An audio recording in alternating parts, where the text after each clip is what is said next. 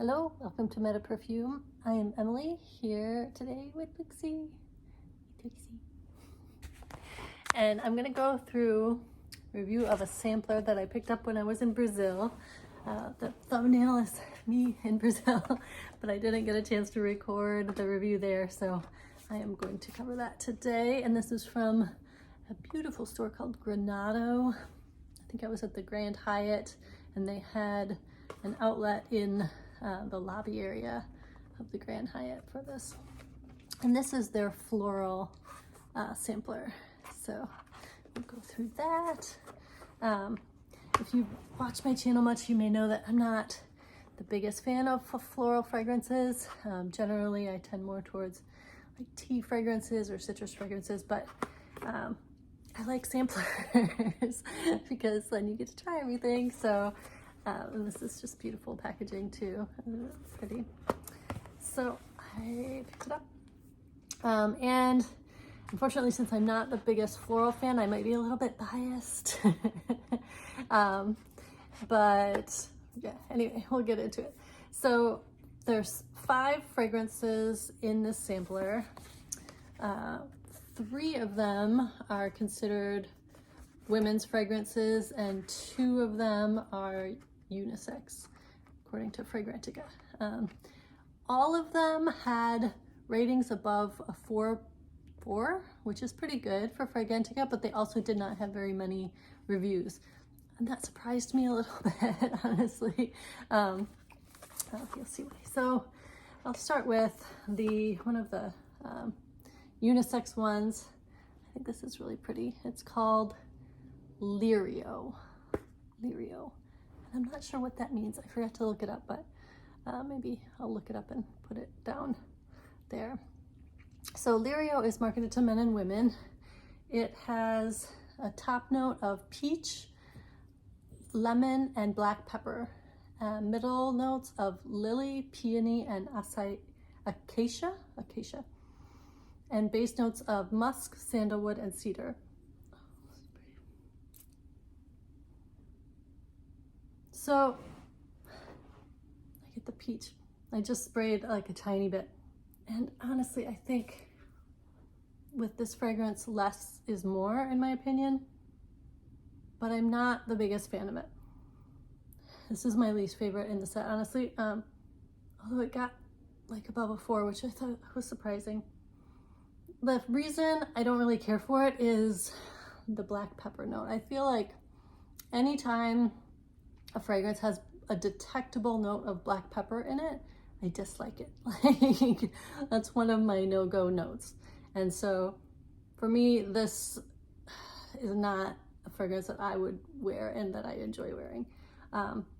If you like black pepper in your fragrances, let me know in the comments. I would imagine it's dependent on your skin chemistry.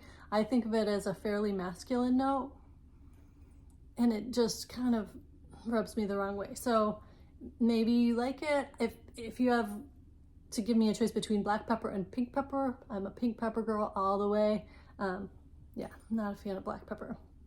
And it's a weird, to me, it's a weird combination with the peach, lemon, and black pepper in the top.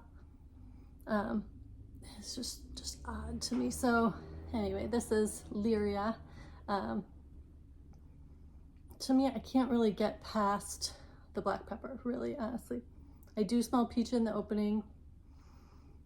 The lily, peony, and acacia are not very prominent. I think everything else is kind of evenly like present, so there's nothing that really stands out to my nose except for the peach in the opening and the black pepper. And the black pepper kind of stays.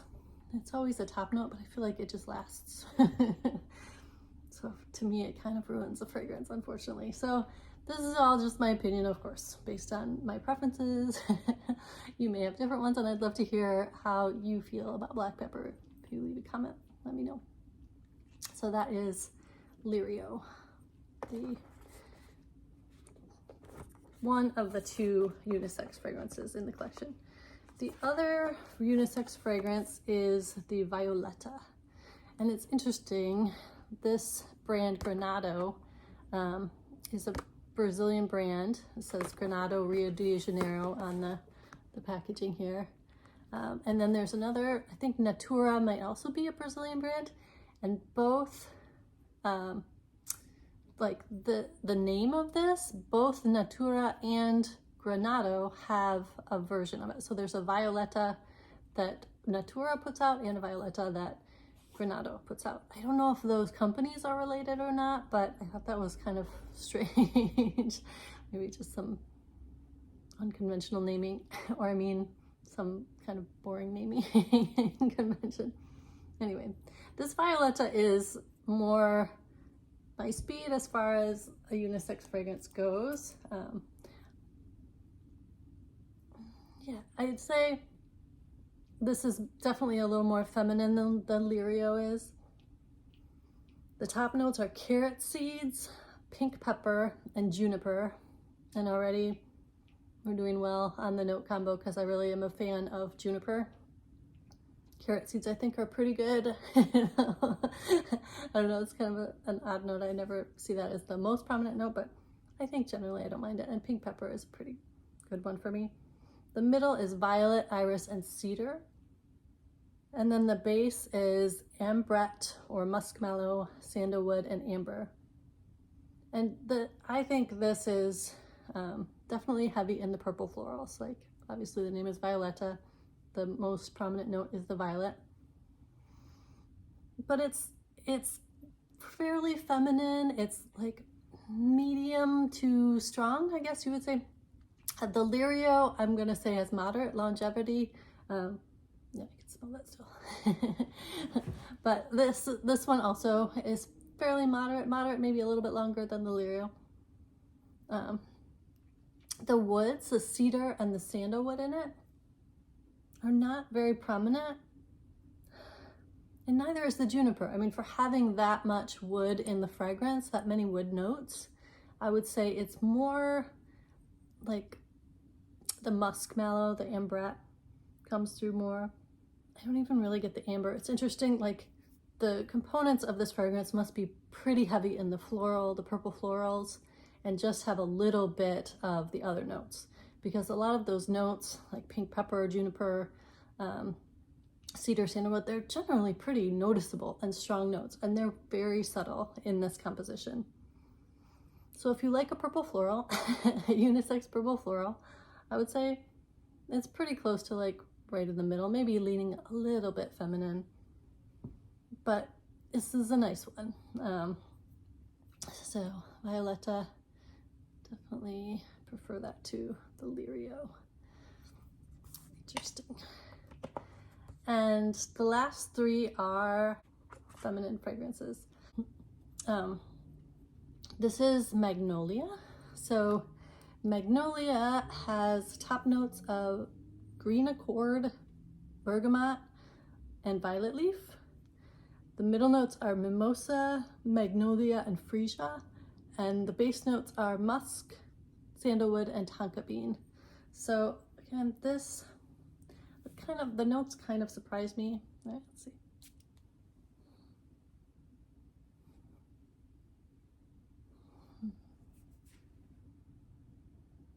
Yeah, there's a little bit of that bergamot. Yeah, the top is really green. That bergamot, green accord, and violet leaf make it pretty green, but then the subtle kind of feminine florals underneath it. Well, this is a pretty classy smell. I was expecting a little more magnolia, and I really like a magnolia note. I don't think it's quite as heavy in magnolia as I was expecting, but that's not bad. You know, I enjoy the three floral notes that are in here generally. Freesia, I've grown to love mimosa, and magnolia is nice. But this is a well-balanced like combo of all the notes, and I don't think the base is very prominent, honestly. I think the musk is the most prominent of the two, but the sandalwood and tonka bean, I wouldn't have guessed that they were even in here. So yeah, for me this is a top and middle heavy fragrance.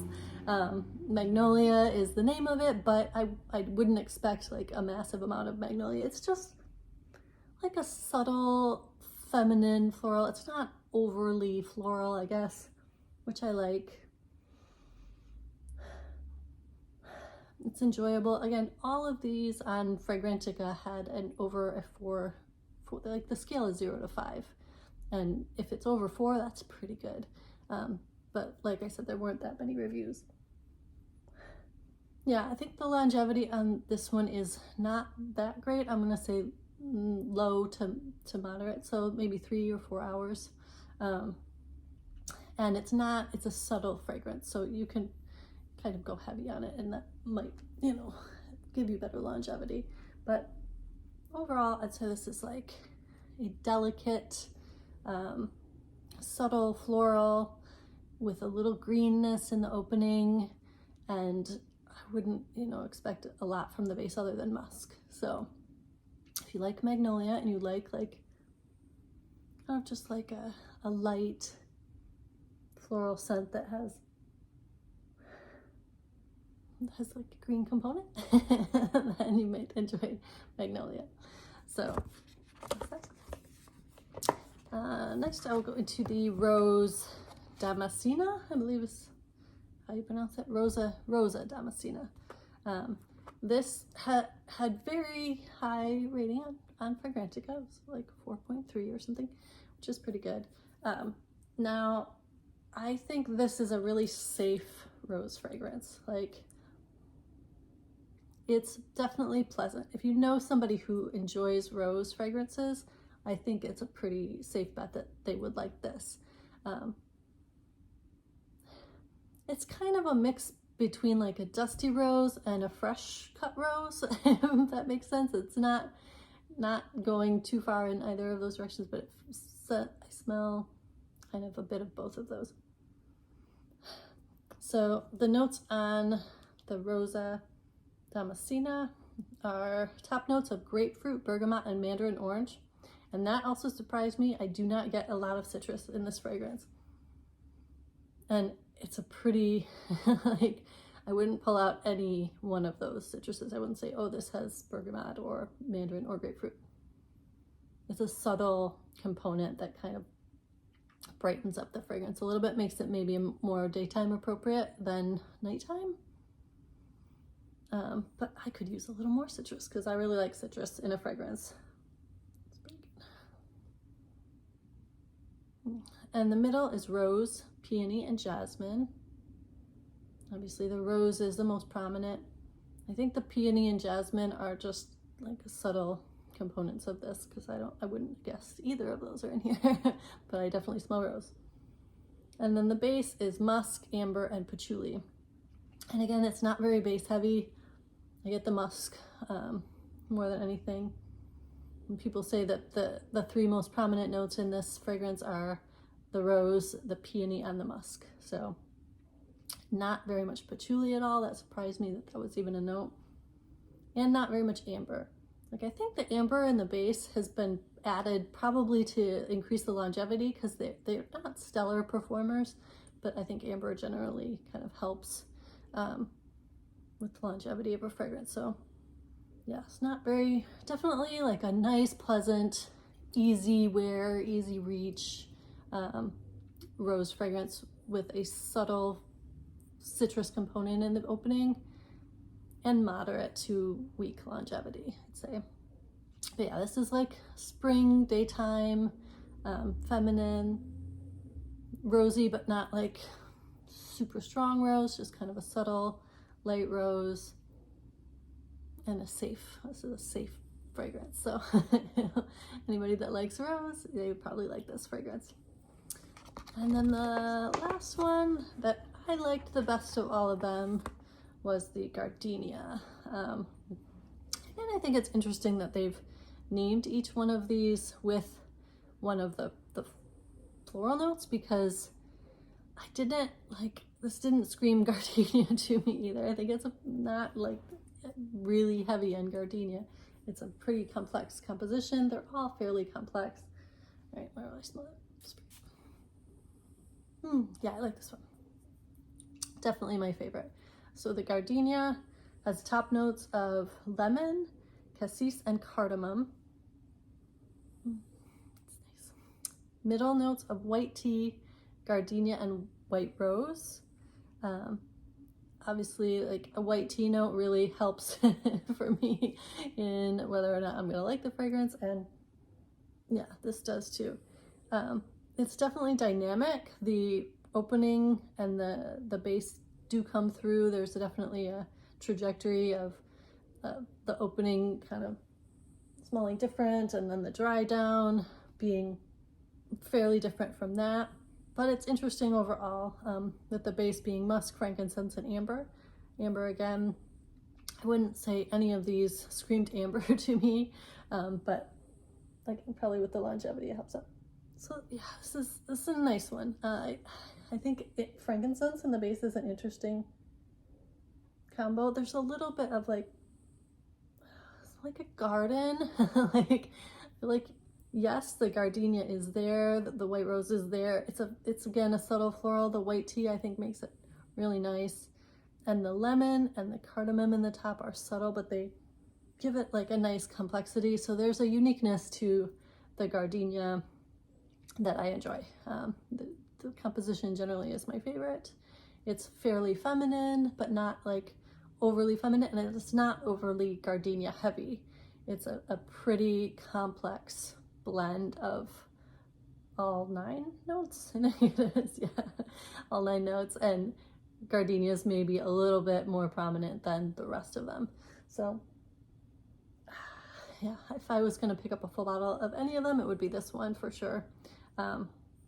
So thank you all for watching. If you have tried any of these and you have feedback, please let me know in the comments. That would be fantastic, and also everybody else.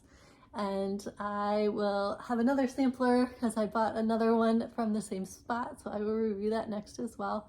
I hope please like this, subscribe if you haven't, and I hope to see you in my next video. Take care. Bye-bye.